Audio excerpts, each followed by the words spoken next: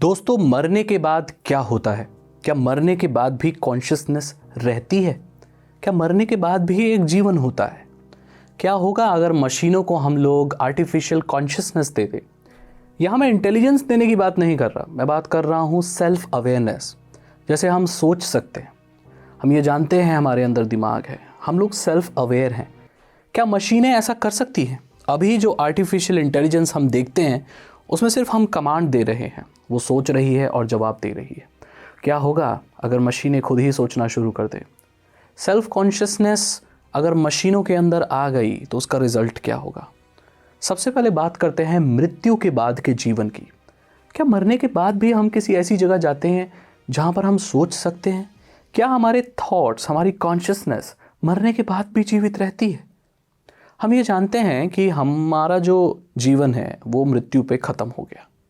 Medical science तो यही कहती है कि इंसान का दिमाग अगर रुक गया, दिल रुक गया, सब कुछ ख़त्म, इंसान ख़त्म। मरने के बाद कुछ नहीं, सिर्फ एक शरीर रह जाता है, निर्जीव, शिथिल, ख़त्म। लेकिन हमारे रिलीजियस टेक्स्ट इस बात को नहीं मानते।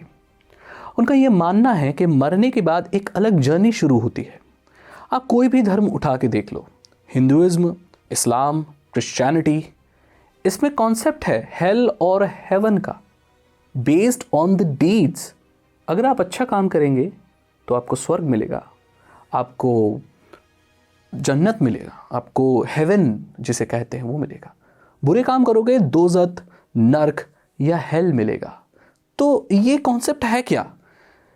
इसका मतलब है कि कॉन्शियसनेस रहती है। अगर आत्माएं कुछ कर पा रही हैं, कहीं विचरण कर रही हैं, सोच पा रही हैं, तो इसका मतलब है कि कॉन्शियसनेस मरने के बाद भी है। आपका दिमाग, जिसे आप कहते हैं सोचने के लिए इस्तेमाल में लाया जाता है, वो तो एक एनर्जी और आत्मा के पास है नहीं, तो फिर वो कैसे सोच पा रही है? आइए सारी गुत्थी को सुलझाते हैं और जानने की कोशिश करते हैं दोस्तों कि मरने के बाद क्या। अलग अलग धर्म ये मानते हैं कि मरने के बाद एक आफ्टर लाइफ शुरू होती है। और भारत में ही नहीं, क्योंकि भारत की सभ्यता बहुत पुरानी है, इसलिए इसके लेख मिलते हैं। लेकिन एक और सभ्यता है दोस्तों जो बहुत पुरानी है, वो है इजिप्शियन सभ्यता। वो लोग भी सरप्राइजिंगली आफ्टर डेथ में मानते हैं, और इसीलिए इजिप्ट में ममीज बनाई जाती हैं और साथ में वो सारी प्रिय वस्तुएं मरे हुए आदमी की रख दी जाती हैं कि वो आफ्टर लाइफ में, मरने के बाद भी उनको भोग सके। इजिप्शियन लोग ये मानते हैं कि मरने के बाद एक अलग जीवन शुरू होता है, एक अलग डायमेंशन में, एक अलग जगह में। हमारे यहाँ भी कुछ सिमिलर बिलीव्स हैं। हमारे यहाँ भी सारे धर्म में यही मानते हैं कि मरने के बाद जन्नत मिल सकती है, दोज़ख मिल सकती है, हेल, हेवन, स्वर्ग या नर्क। तो अब मैं बात करूँगा कुछ ऐसे एक्सपीरियंसेस की जिन्होंने ये लोगों ने ये महसूस किया कि स्वर्ग और नर्क जैसी भी चीज़ होती है, जिसे कहा जाता है दोस्तों नियर डेथ एक्सपीरियंस। ऐसे लोग जो मर कर वापस आए, जी हाँ, मर कर वापस आए हैं। ऐसे लोग जिनको क्लिनिकली डेथ घोषित कर दिया गया था लेकिन वो वापस जीवित हो गए। उन लोगों ने क्या देखा, क्या एक्सपीरियंस किया, आइए इस चीज़ के बारे में जानते हैं।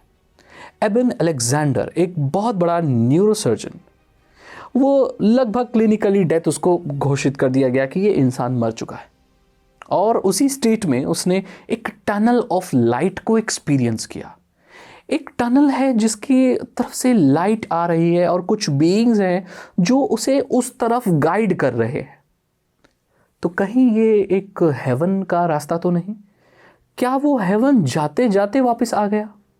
क्या एक जर्नी उसकी शुरू हो रही थी? अगर आपको ये सच नहीं लगता तो दोस्तों अब मैं बात करूंगा एक नर्स की, जिसका ब्रेन डेथ घोषित कर दिया गया, उसको मृत घोषित कर दिया गया। उसने देखा एक टनल है जो अंधकार की ओर जा रही है, बहुत ही डरावने जीव उसको गाइड कर रहे हैं। कहीं ये डीमंस तो नहीं थे?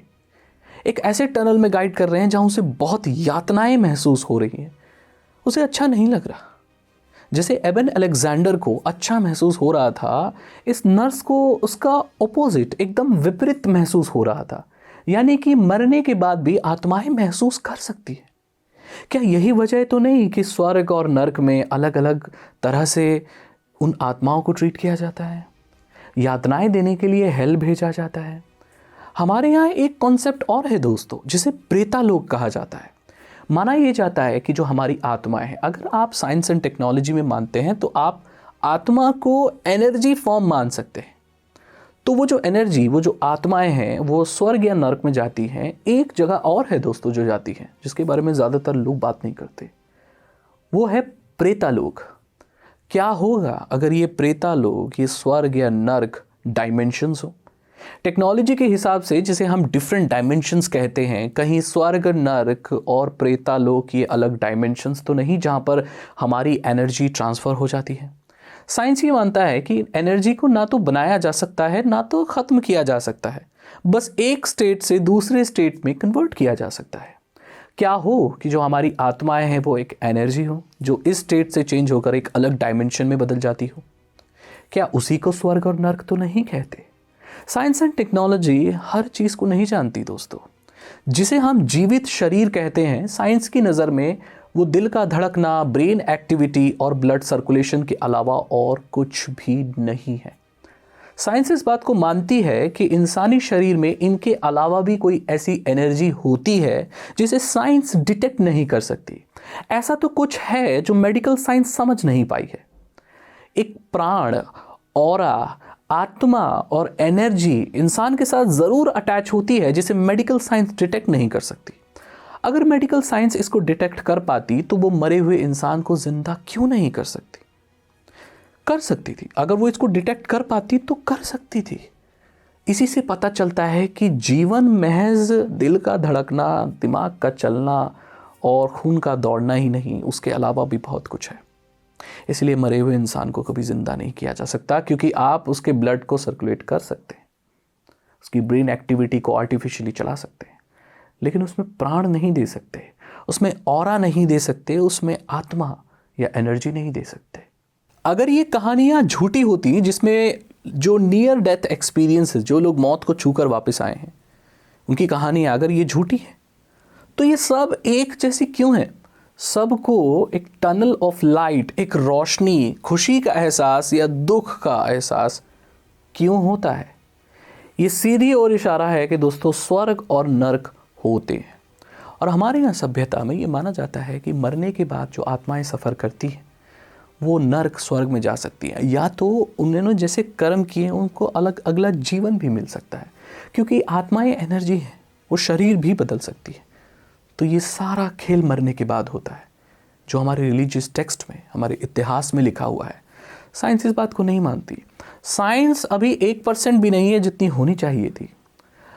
जब हमारी मॉडर्न साइंस आई भी नहीं थी तो पुष्पक विमान उड़ा करता था, परमाणु बम भी चला करते थे, ऐसे तीर हुआ करते थे जो भेद कर वापस तर्कश में आ जाया करते थे।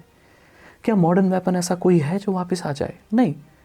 हम अभी हवाई जहाज़ों की बात करते हैं, हमारी टेक्नोलॉजी इतनी एडवांस थी, इसके ऊपर मैं अलग कभी बात करूंगा। लेकिन बहुत सारी ऐसी चीज़ें हैं जो दोस्तों इतिहास में खो गई और हमें अभी टेक्नोलॉजी का 1% भी नहीं आता। दोस्तों अब मैं बात करूंगा आर्टिफिशियल कॉन्शियसनेस की। आर्टिफिशियल इंटेलिजेंस जो अभी आप देख रहे हो वो बच्चों के खेलने की चीज़ है, उस चीज़ के सामने जिसके बारे में मैं अब बात करने जा रहा हूँ। अभी AI है, आप उसे बोलिए, वो प्रोसेस करती है, डेटा दे देती है। ये एक स्मार्ट कंप्यूटर से ज़्यादा और कुछ नहीं है।